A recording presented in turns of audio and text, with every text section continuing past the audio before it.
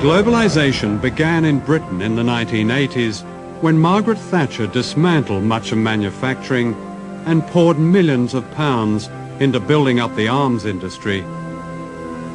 Indonesia became an important British arms market, and General Suharto was sold everything lethal, from fighter aircraft and missiles to warships and machine guns.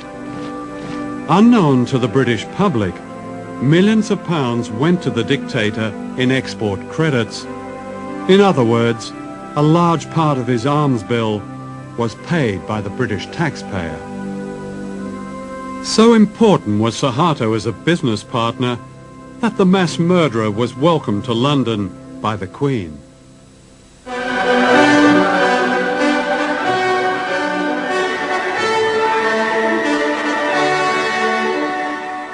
Who are the new rulers of the world? Their empire today is greater than the British Empire ever was.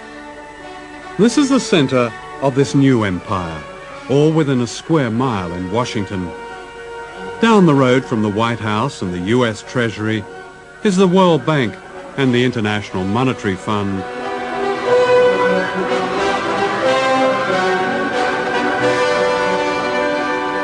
These two bodies are the agents of the richest countries on earth, especially the United States. The World Bank and the IMF were set up near the end of World War II to rebuild the economies of Europe. Later, they began offering loans to poor countries, but only if they privatized their economies and allowed Western corporations free access to their raw materials and markets. Debt has really been used as an instrument in order for the IMF and the World Bank to get their policies implemented in many developing countries. And we're into a situation now where the poorest countries are in a cycle, a vicious cycle of poverty. They can't get out. And the kind of debt cancellation that's been given still will not allow them to get out of this poverty trap. It's not a question of debt forgiveness, because actually many of the debts were incurred under pressure from the international institutions or were given in collusion with governments which weren't acting in the interests of their people. Let me ask you, do you know the difference between Tanzania and Goldman Sachs?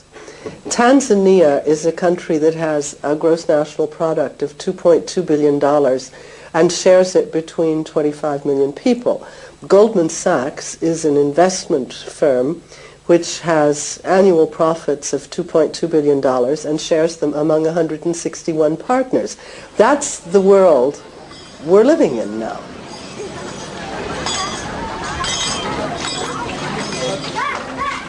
The World Bank says its aim is to help poor people, promoting what it calls global development. It's an ingenious system, a kind of socialism for the rich and capitalism for the poor.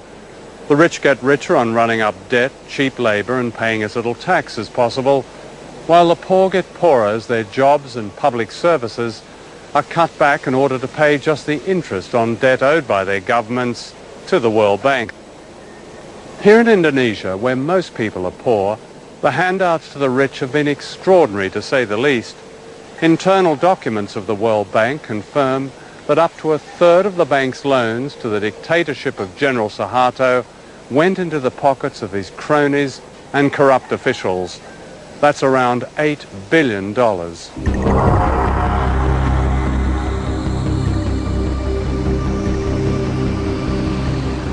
Globalization means that capital, big money, can be moved anywhere at any time without warning. In 1998, short-term capital was suddenly pulled out of Asia, crippling the miracle economy overnight. When the Indonesian rupiah collapsed from being roughly 2,500 rupiah to the dollar to being what it is now, 10,000 rupiah to the dollar, the costs to Nike for each Indonesian laborer was cut to 25% of what it had been.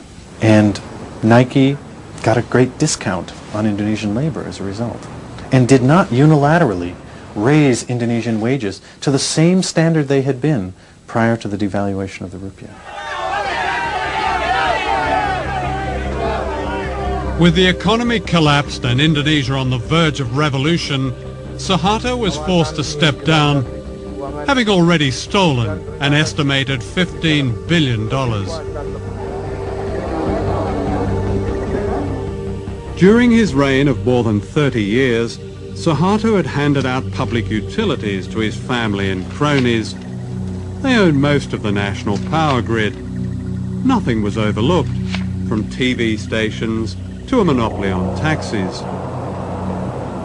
Driving from Jakarta Airport, you even paid a toll to Suharto's daughter. These unfinished buildings are monuments to corruption on a scale unheard of in modern Asia, to what the World Bank called the miracle economy. The bank presents itself as an economic development agency focused on the reduction of poverty. But in fact, the bank operated during the entire Cold War as an institution that distributed resources to mostly authoritarian regimes in the Third World that supported the West in the Cold War. So you had the irony of the West claiming that what they were defending in the Cold War was democracy and a certain vision of freedom, but doing so by upholding dictatorships like Indonesia around the world. What they did was they had plenty of projects, some of which surely were valuable, many of which were not. Every one of these projects, from the Indonesian government officials' point of view, was an opportunity to skim, to live a luxurious life, and the accumulated theft over the course of Suharto's new order, roughly 3 decades, was $10 billion that's unaccounted for, out of a total of about $30 billion that was loaned. And when I said to the Auditor General of the World Bank, what if a group of Indonesian citizens or even the government were to challenge the World Bank in the World Court over this loss of money? The citizens who bear the burden of this debt never got the money. Why should it still sit on their shoulders to be repaid? And his response was, we would be bankrupted. And I said, why? And he said, because this has gone on the world over.